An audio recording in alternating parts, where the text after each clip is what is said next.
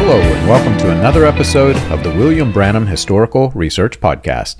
I'm your host, John Collins, the author and founder of William Branham Historical Research at william-branham.org, and with me I have my co-host and friend, Steve Montgomery, author of The Converging Apostasy and A Quick Outline on Hands-on Eschatology, A Matter of Timing and Agency. And together we're discussing the themes of apostasy that is in the New Apostolic Reformation, and today also in Russian mysticism.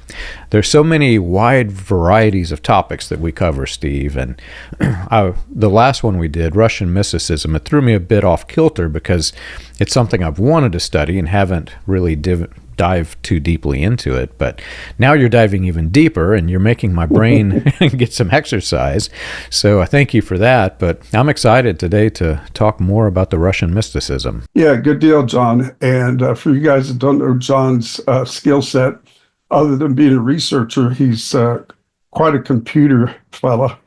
And so I was teasing him that before this one started, I would have certain messages on my computer says, click here, do this. And I'm thinking, what? And John, I call him up, he says, yeah, do click there, don't do this. And it's like a miracle. Everything's up and running. Yeah. So thanks to John for that. To be fair, I used my deliverance ministry on it. I was praying that the demons would be cast out of your computer. That is a wonderful introduction to what comes up next. So I was thinking of the circle of apostasy. There's actually probably more than one, and they converge with each other. But for this podcast, I have when Russian mysticism, Persian mysticism, and the NAR converge. And so Persian would be before the Muslim empire and Muhammad and so on. So it goes back to ancient times. So as an introduction, I have here that Russian mysticism was influenced by the angelology of Jacob Boehme, who we probably mentioned several times in relation to Jane Lead and other esotericists. Also influential was Persian Sufi mysticism, which I don't think you and I have talked about that. But Persian Sufi mysticism is another crossroads in what I would think of as apostasy. And then also the spiritualist Emmanuel Swedenborg. So in Russian mysticism, icons are seen as a means of connecting with essentially guardian angels. And this connection between icons and angels is deeply rooted in Neoplatonism. Okay, and so we've talked about that, and even how Platonism and Neoplatonism have contributed to Jane Lead, and you can actually hear some of the latter-rain prophets under her influence who frankly sound as if they've just been studying Neoplatonism and injected it into their worldview and their presentation. Like Hindu mystics, Sufi mystics, and the Neoplatonists, Russian mystics seek essentially union with God. This became less important in the West from about the 12th century, but not so in Russian mysticism. This being able to have union with God was still a big thing, and still is in certain sectors. So in the 20th century, there was also a return of Valentinian-based sophiology. So Valentinus would have been the 2nd century Gnostic. Then you have current things today like the wisdom goddess movement, and it's just a modern version of what we're talking about here. And then what's interesting to me, and John, your ideas about weaponized religion. Some in the Russian Orthodox Church have used their version of eschatology to justify political and military action, such as with the war in Ukraine. As I said before, this was a topic that fascinates me, and your discussion last time honestly sent me down a path of self-examination because you started talking about the angels and the guardian angels, etc. You kind of hinted that we were getting into it more today. And I got to thinking about the way that we believed in Branhamism and now comparing that to the way that we believe in the mainstream Christian churches that I've attended. It gets a little bit odd because we've talked about it before, but William Branham's mentor, Roy Davis, who was the Klan leader, came and posed as a converted spiritualist. And there's evidence that William Branham attended the spiritualist camp in Indiana. And the early versions of his ministry has a high element of spiritualism. He talks about how he, through the power of his mind, can move bracelets, and how he can take the head of a child with crossed eyes and look at it and make it come straight without even praying for it. He's talking about very, very odd things, not what you would hear from a Christian minister. But take it to the other end of the spectrum. Whenever somebody dies in these movements, and some extent you hear this in mainstream Christianity, but for instance, you might have a funeral and the minister might speak and say, and her spirit is here now watching us. Well, how far do you go with that? In some cases, in Branhamism, the spirit who's watching you, the spirit of the dead, can become a guardian angel of sorts, somebody who's actually watching out for you. And I got to thinking about it. That's not really scriptural, but it does match a lot of the pagan religions. And so then I started re-examining what I believed on people who die, how you interact with them, can you interact with them? And it all goes back to the passages in the Old Testament where that interaction with the dead spirits is actually pretty evil. I think that's a big line to draw, which I think I did last time we talked about this, between Trisha Yearwood recently and Amy Grant in the 80s. Amy Grant is saying that there are angels looking out for us. Okay, well, that's not seeking them out, attempting to evoke them or draw them down from heaven. And the more Neoplatonist view pretty much fits with what Trisha Yearwood was singing about, that she's calling down the angels. And of course, you can hear that all over the place in the NAR and in their predecessors, say like Latter-Rain folk. So one of the big figures in all of this stuff is Vladimir Solovyev. And he's considered like an ecumenical giant of Christian unity, apart from, in my view, doctrinal purity. So similar to the 17th century mystic Jane Lee, Solovyev, who lived from 1853 to 1900, said that Sophia, and he wasn't talking about wisdom, he's talking about a literal being. He said that Sophia appeared to him in mystical visions. Well, this sort of makes sense because Solovyev studied Valentinist, Kabbalah, Paracelsus, and other and Jacob Boehme. He studied a lot of these fellows, and they're constantly talking about a figure named Sophia and her ability to interact with you, which doesn't fit with what you're talking about, John. He goes across that line. And so he also drew on esoteric sources, like I said, such as Gnosticism. Also, something very interesting, the Spiritist John Portage. Now, why I say interesting is because Portage was pretty much the mentor of Jane Lee. And what you're getting is kind of a pipeline from Jacob Boehme to Jane Lee and her mentor. If you go back before them, then you have this wide river of essentially what I would say false doctrine, esoteric content is coming from Valentinus all the way down through to Jane Lee. And then the fork kind of splits, and that influence goes on to more like you'd say cultic people, and there'll be Blavatsky and Bailey and even Aleister Crowley would show this kind of influence. So it's not a great swimming pool to dip your foot into. Now, But listen to what Solovyov has to say. He said that it's, quote, Russia's mission to unite Orthodox, Catholic, and Protestant Christians. That's interesting. You know, a lot of people wouldn't say that. They want to be exclusive, like we're the ones that have it, and follow no one else. But it kind of struck me as I was thinking, where have I heard that before? And I go, if you listen to the NAR prophet, Cindy Jacobs, she says that church growth calls for the complete unity of evangelicals, charismatics, and Pentecostals. She happens to have left out Catholics, but that same idea of joining together forces that may have previously not been so interested in working together. Set aside your petty differences. We hear that cliche all the time.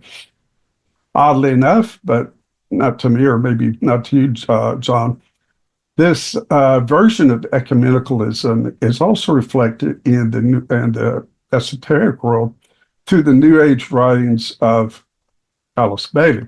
It's funny to me because there are so many examples of how a cult starts where everybody's welcome. Come join me. Come out of your system and join my system. And they all start exactly like this. In latter rain, William Branham was the same. Catholics are welcome. Baptists are welcome. We're all one. Join us. But there's a fundamental problem with this. Each one of these groups that has a different ideology can never get along because those ideologies are so vastly different. You bring them all together, and what you have is a mess, right? And you find that the NAR, you mentioned Cindy Jacobs, I know that there are others. They're trying to unite people with different ideologies under the same umbrella so that they can bring in essentially their money. If you look at it at its core, that's probably what's going on here. But nobody's really thinking from the other side how all of this plays out. Once they're joined in, well, who makes the rules? Who decides on doctrine? Who decides whenever something is anti-biblical or extra-biblical, or in the case of the NAR or latter rain or charismania, when is the extra-biblical to be considered spoken word biblical or rhema biblical? You know, they take each one of these things, and their core belief system is so vastly different. But as a cult is growing, everybody's welcome, every ideology is welcome in our ideology, and we're just going to let this elephant in the room sit until somebody else can deal with all of the chaos. Yeah, or you can get the elephant to do tricks for you at the circus. Exactly. And, it's interesting you bring that up, John, about the draw everybody in, the big tent, the circus, and then there starts to be squabbles and so on. Well, I've been working on this book, which I don't know if you've read it, John. Let me see if I can. It's called Black Sun, Aryan Cults, Esoteric Nazism, and the Politics of Identity. Well, it sounds like it's probably sensationalist sort of nonsense. It isn't. It's by a renowned scholar named Nicholas Goodrick-Clark. And one of the things I was recently reading in there was actually about just what you said. You had people that were trying to revive the Nazi party, skinheads, etc., and the worshippers of Odin, trying to revive German pagan beliefs. And the story that you read, the discourse that you have in that book, goes from so-and-so started this, and he was with the Nazi party in America. But then he joined with so-and-so, and they had a splitting of the ways, and they're just like reforming. Sounds like they can't arrive anywhere. So, yeah, that's a good point. Which also leads to the next little segment I have here is Alexander Dugin and the Politics of Russian Mysticism. So, Dugin had a big, he's been called everything from this to that, but essentially, I think it's fair to call him a esoteric fascist, and he's pretty tight with Putin. He's kind of in the back seat nowadays, but his influence is still felt. So similar to the Third Reich of Nazi Germany, Dugin said that Moscow would become the Third Rome. Dugin also identifies United States with Antichrist. And Interestingly, he says, this is a direct quote, "I see no reason why Putin will hesitate to use nuclear weapons if Russia starts to fail." Now, he's not talking about fail in general. I think he's talking about fail in Ukraine. But this is pretty much Dugin's basis for what is essentially homicidal fantasies in which the whole world goes down in a blaze of glory. It brings back weird memories hearing you talk about this. I love World War II history and studying it. I would often study the Third Reich and everything that entailed. And then in Branhamism, you had the Third Pull. In Nazism, you had the Third Wave. And interestingly, in Pentecostalism, it also now has a third wave. You have these waves of three, and you wonder, what is this weird thing? But you mentioned something here that's really of interest, that Dugin believed that the United States was the Antichrist. In Branhamism, and also what I would say that there are certain pillars of the NAR that believe this as well. They believe that the Antichrist will come out of the United States because that was one of Branham's twisted predictions. It was actually a political prediction that he invented much later in his ministry, but in the later years, he claimed that way back in 1933, he had this alleged prophecy that the Pope would come out of the United States. What's interesting is, now that we do have a Pope that is out of the United States, the message community is going berserk because they think, well, this is it. This is the Antichrist. This is the end of days. So in a weird way, they tied together. But where it gets problematic when you're thinking converging apostasy, as all of these ebbs and flows of the apostasy seem to creep into other movements, you have the NAR with those branches that do believe William Branham to be a prophet, and they're seeing this weird prophecy. The moment that they come in contact with that Russian mysticism theme, they're going to believe that elements of that are actually somewhat divine, and so they give more credence to whoever's speaking than had they never heard this before.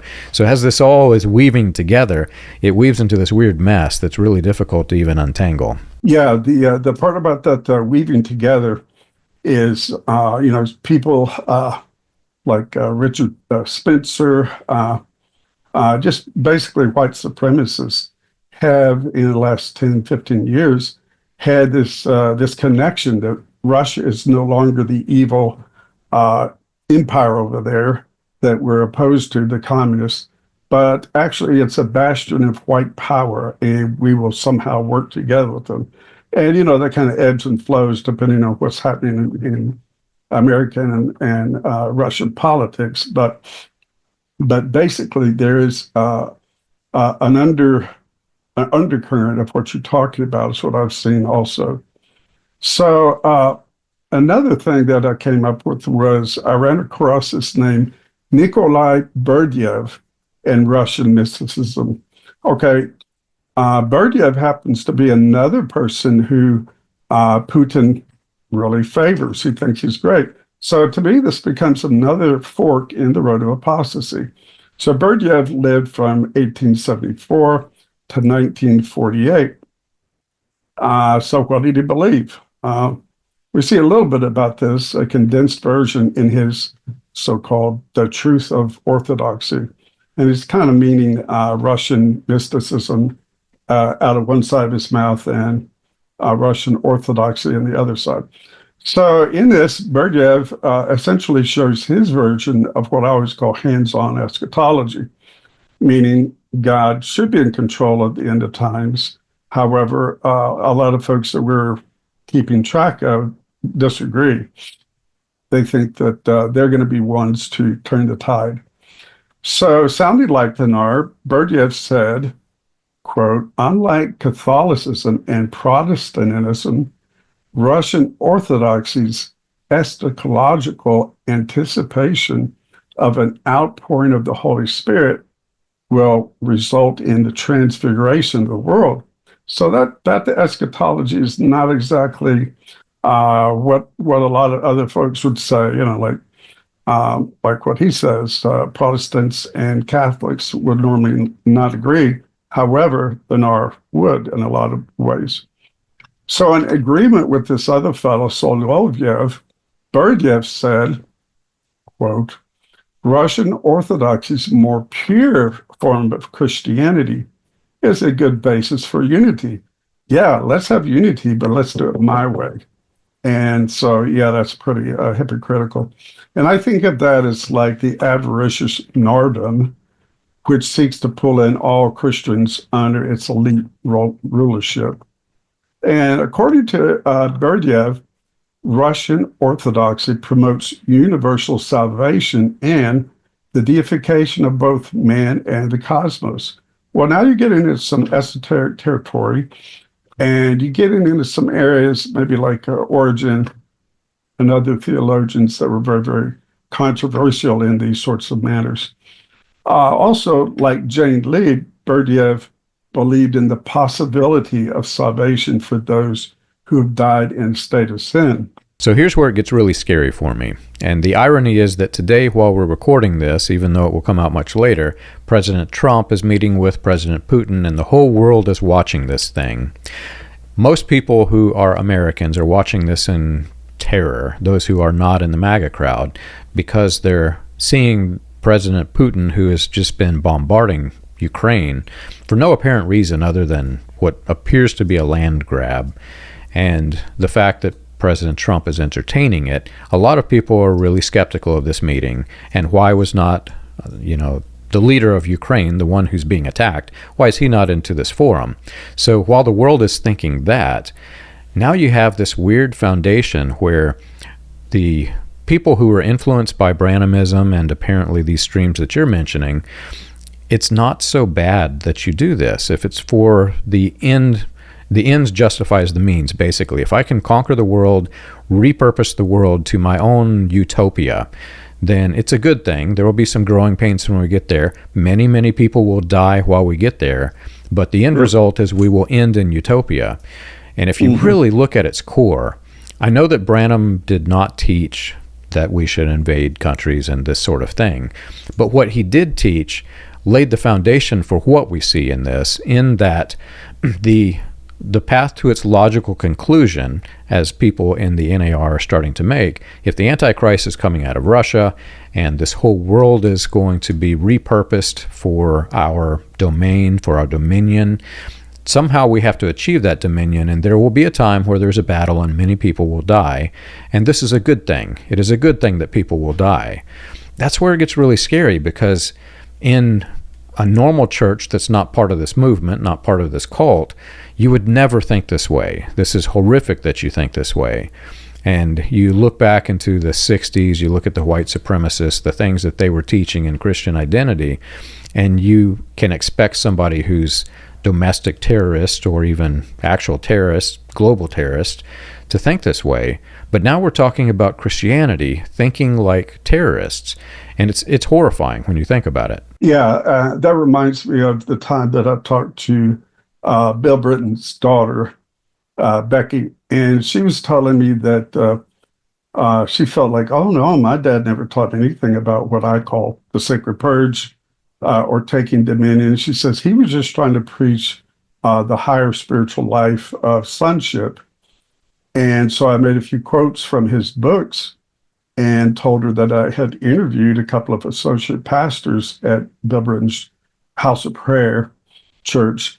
And she was really taken aback. And she said, well, the only people that could think like that would be dictators. And I said, yeah, it's pretty spooky stuff. And dictators talk that way.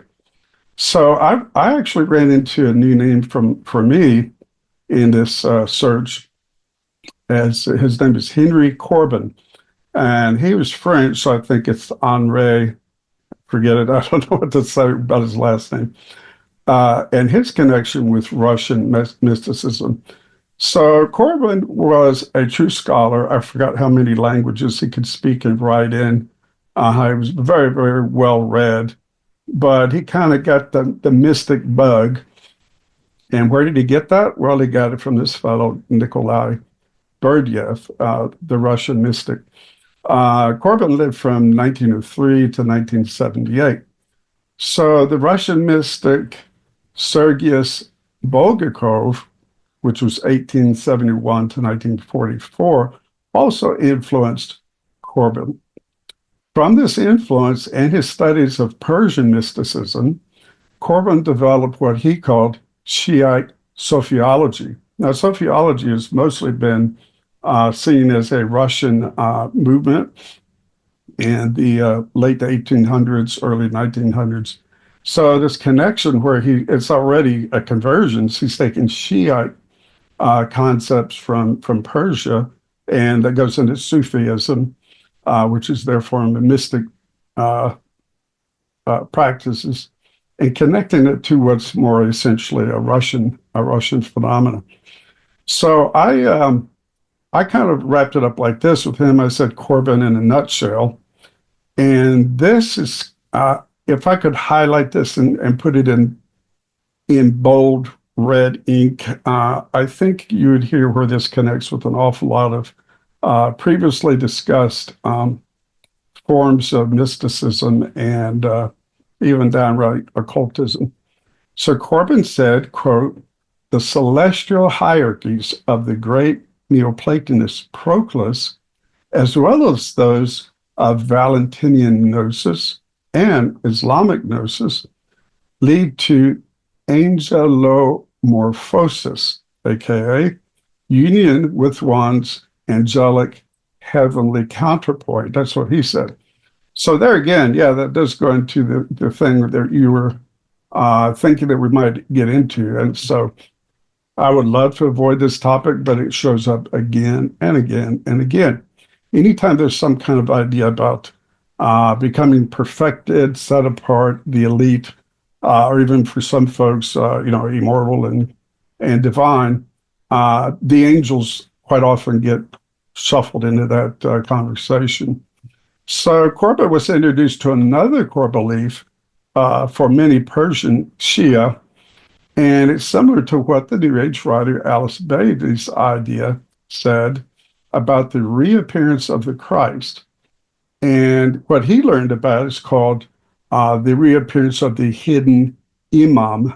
The hidden imam is essentially a messianic figure in eschatology, pretty much Persian eschatology, who is to eventually return as a savior called the Mahdi. So this makes the goal of Shia theosophy to be the divinization of the believer and preparations for the advent of the savior Mahdi. Oddly enough, when I was reading that, I said, I know you like science fiction, John. I remember, I think in junior high, I read Frank Herbert's The Dune trilogy. Okay, so, and now we have the movies, part 1 and part 2, and then it's projected part 3 will come out sometime in 2026.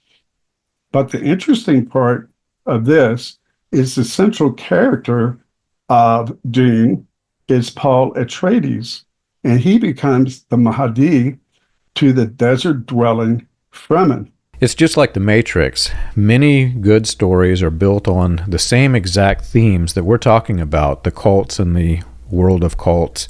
I think I told you this. I was working with Dr. Stephen Hassan, and he told me that he was taking part in developing the concept for the Star Trek Borg, because the Borg, you think of the Hive Queen, it's very much like the cult leader, the central figure. Each of the people who are in the Borg network, as soon as they get disconnected from that network, they keep trying to plug back in, and they're just totally disoriented when they are unplugged. It's so many themes are based off of the cult aspects, and I sometimes wonder if not all of the great science fiction authors that I've read had some sort of bad experience with religion, because their themes usually are the religious good guys versus the religious bad guys or the cult leaders. And Dune is one of those. It is one of my favorite movies. But back to what we're talking about here, it's a little, again, it's really scary, because if you think in terms of the worst that the sci-fi authors can create, and then compare that to what we have today, it's as though what is being written as science fiction is playing out in our world, and it's all because of this converging apostasy. Have you ever wondered how the Pentecostal movement started, or how the progression of modern Pentecostalism transitioned through the latter rain, charismatic, and other fringe movements into the new Apostolic Reformation? You can learn this and more on William Branham Historical Research's website, william-branham.org. On the books page of the website, you can find the compiled research of John Collins, Charles Paisley, Stephen Montgomery, John McKinnon, and others, with links to the paper, audio, and digital versions of each book. You can also find resources and documentation on various people and topics related to those movements.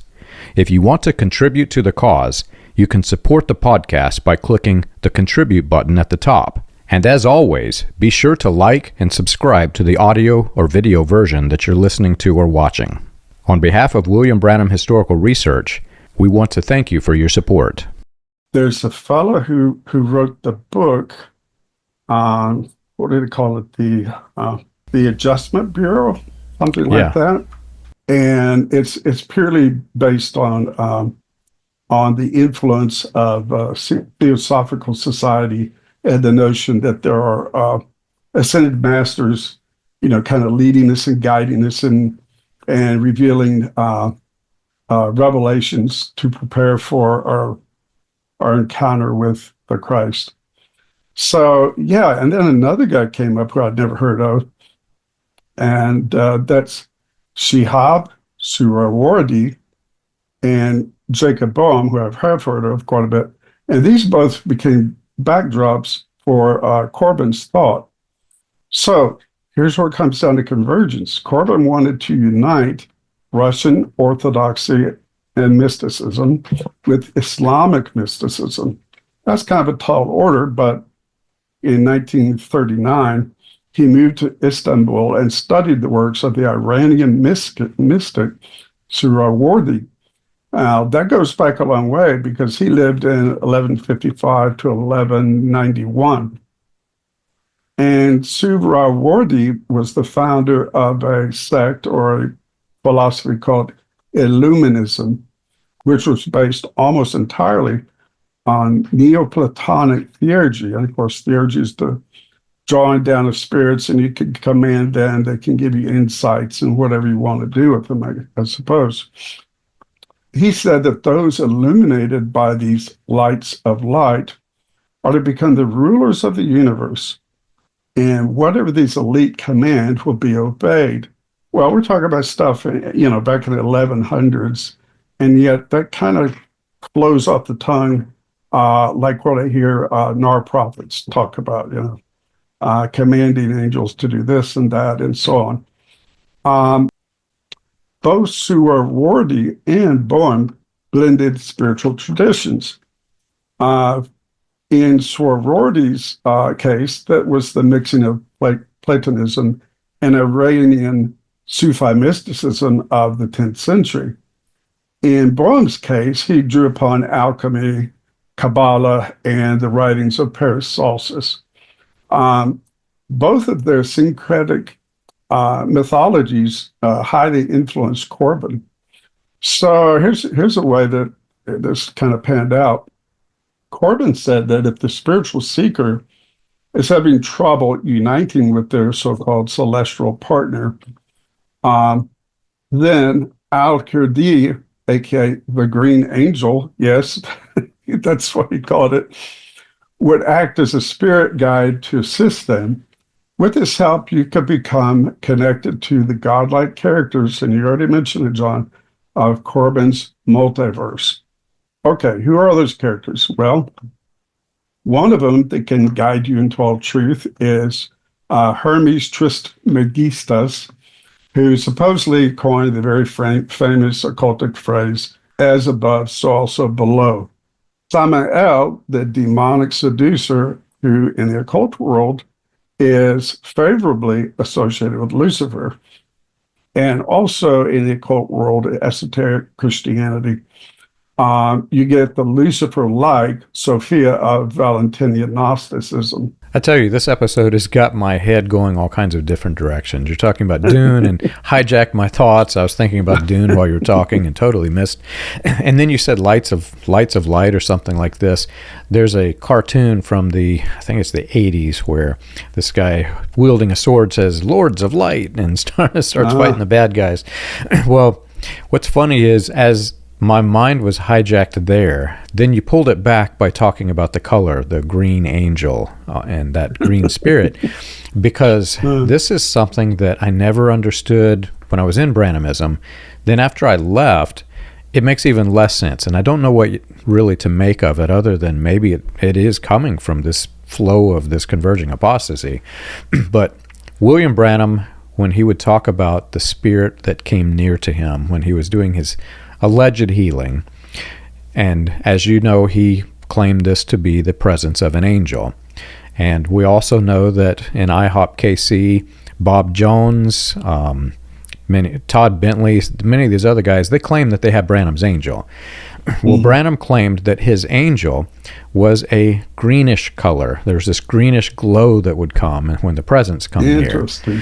But what's odd about it is he would always say, and then that amber light comes through, that yellow greenish light comes through. When I was in the cult, I was like, well, don't you know amber is not a greenish color? It's more of a reddish, orangish color. But he would always say that, and you can look it up. For whatever reason, he's saying this, but he, regardless of the color he incorrectly names it, he always describes it as this greenish glow that was in his presence. I don't know of a single person who ever witnessed the greenish glow. I do know people that claim that they saw a light or some strange thing. And oddly, the light that they describe was more the amber-colored light, so you can tell it's kind of subliminally in their head.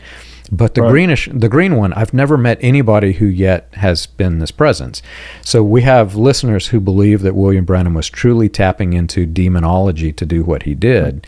I believe he was a con artist and he was just playing with their minds. If you lean towards he's working with a demon, well, now you've got this weird greenish color demon that's on the platform with him. Yeah, and as you're saying that, myself being a musician, I'm thinking, well, what about Purple Haze? It's like Jimi Hendrix would have. And I'm not promoting his lifestyle or his music per se, but like Purple Rain from Prince. Yeah.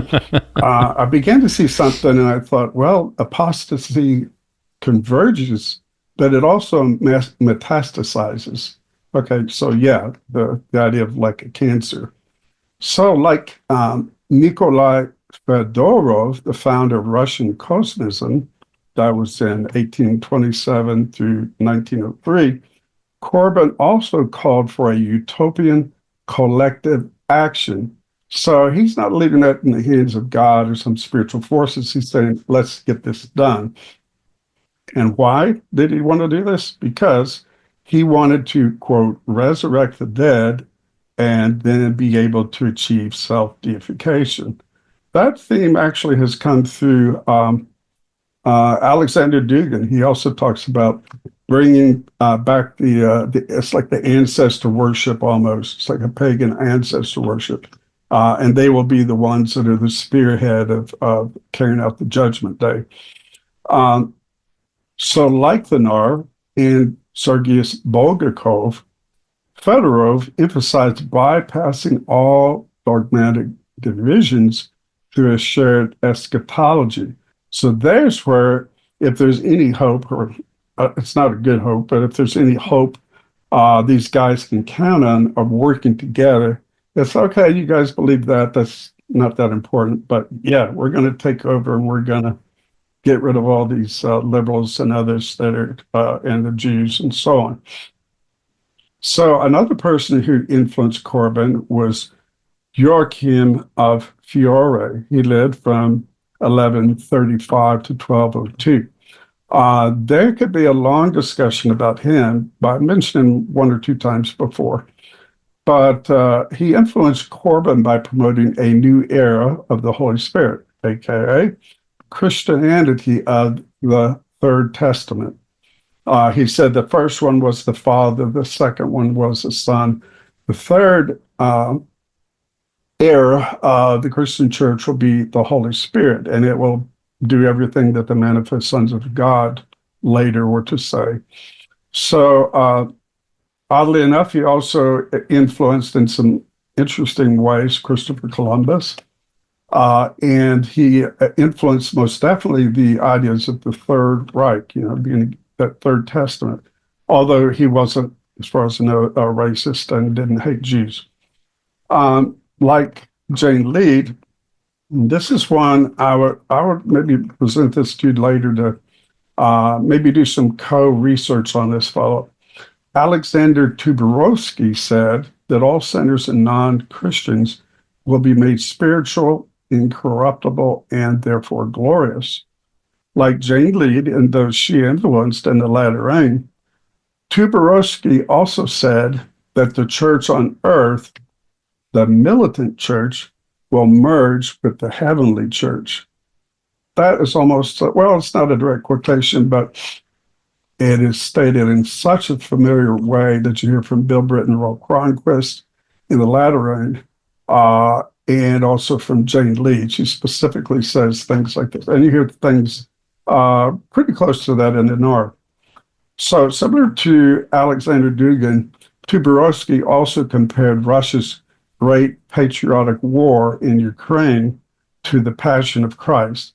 I would say one of those two elements is being insulted and blasphemed. And that further proves the idea that I'm forming in my mind as I begin to research all of this. Many of the ideas that we had in Christian identity that were developed into the Latter Rain movement, specifically what William Branham was introducing into the Latter Rain movement. And then you see some of the leaders of Latter Rain taking on the very militant, some of them outright race war themes, some of them the militant church, and combining with their celestial bodies, marrying with their heavenly bodies, all this weird stuff. It did not originate with Christian identity, and Christian identity obviously borrowed largely from British Israelism, but woven through this were all of these external, I don't even know what you call it other than heresy, all of these different ideas that really came from pagan roots, and those pagan roots influenced people who were respected in their whatever was their area at the time, and other people built doctrines upon those as though they were true and sound and biblical, and called it Christianity. So you had all of these different varying disparate groups of pseudo-Christianity beliefs, pseudo-Christian beliefs, that started to merge and form into the foundations for what we see developing in today's world. And that's why some of the aspects seem very primitive when you look at it. You think Christian identity, for example, talking about the mud people, that sounds like something that you would see as a child in a cartoon, not something that an adult would say behind the pulpit in a church. But yet there were people saying this kind of thing. It's because it came from very primitive pagan roots, and it starts flowing into the church world today. Sadly, those foundations were laid, and it's layers upon layers upon layers of foundations. So many of the ideas today come from the same roots. Yeah, and the kind of roots that we hear in Scripture will be chopped out because they're not doing as they ought to. Well, finally, I'd like to give a shout out to Laura at Magical Mystery Church.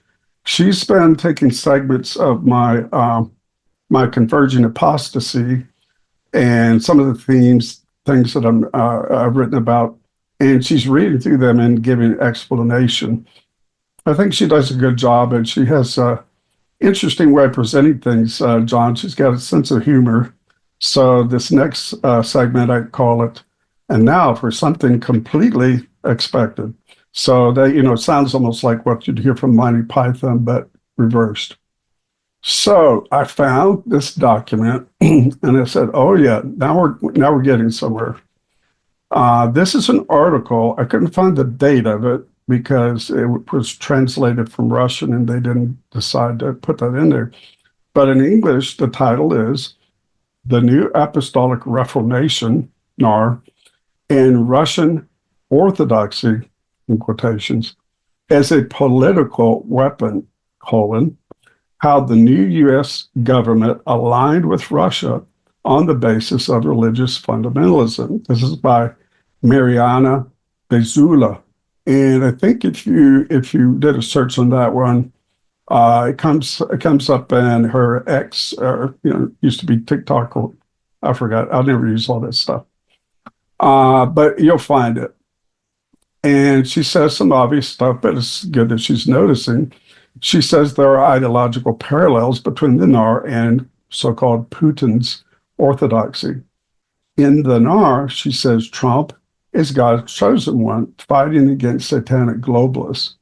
In Russia, Putin is the so-called anointed one of God, battling, quote, decadent Western liberalism. Now that's where you're getting right up the alley of Alexander Dugin.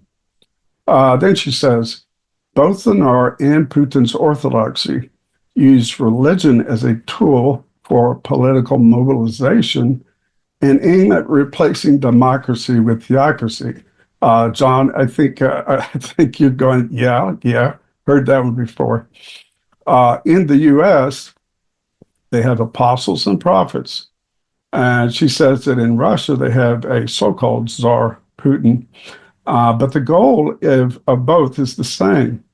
It is to create a world where power is concentrated in the hands of righteous religious leaders. She states that dominionism in the NAR is building God's kingdom by taking control of the seven mountains.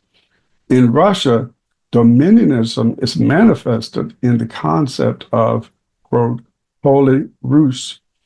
Okay, so I had to look that one up, but that was easy enough. The idea of Holy Rus appeared in the 9th century. It basically said in those days, and presently too, that Russia has been chosen by God and enlightened by Eastern Orthodox Christianity. The Holy Rus makes Russia the spiritual center of the world. So the question this leads to me, several questions, but does any of this sound similar to the NAR's ideas of America as the, quote, New Jerusalem with USA in caps? And that's a very interesting topic that's probably worth an entire podcast. Because as you know, John Alexander Dowie, he created Zion City, and he was trying to claim that this was going to be the New Jerusalem. And there's numerous New Jerusalem cults that exist today. So where did they get this idea? It seems to be a very commonplace idea. I don't think in Branhamism that was the case. Before Branham was able to develop what the charismatic movement developed as far as kingdom theology and eventually the dominion theology, Branham died. So he didn't ride that wave. Otherwise, he would have copied and plagiarized those guys as he did in the earlier years. But yes, the New Jerusalem theme seems to be something that is very prevalent. Yeah, I can tell you that I can't give you a direct quote, but just having read quite a bit of Jane Lee's writings, she did talk about the New Jerusalem descending from heaven. And, you can look at the Bible and you say, yeah, okay, well, it says essentially that. But she had this idea that it was going to descend from heaven and Christ would be present in and through his elite prior to the return of his personal advent.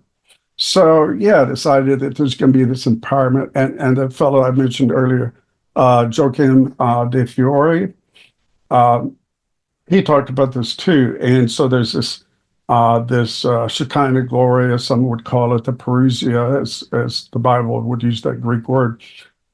There's the idea that there's a second coming with a first installment where the world is taken dominion of, and there's a transfer of wealth to the true believers, and the judgment day occurs. And all of that occurs prior to the return of the literal Jesus Christ. What's fascinating research, and like I said earlier, last time you got me to thinking in ways that I haven't exercised my brain in a very long time. So I think this time may be worse. And I've got more to look up and more to study and more personal experiences to re-examine. Was that thing that I believe scriptural, or was it not? Yeah, and remember last time, what really got you was input about the elite eating pastries after spinning around and falling down. Yeah, last time you got me incredibly hungry, and that's it's almost lunchtime here for me. So I think now you've done it again just by simply mentioning pastries. Okay.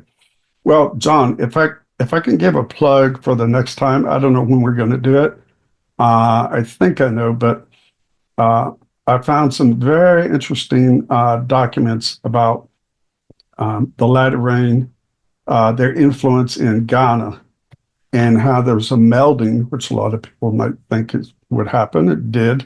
A melding between latter rain ideas and practices and those of essentially a pagan society called the Akan, which is A-K-A-N. So I'm looking forward to throwing that your way and seeing what your comments are. Awesome. Well, I look forward to it.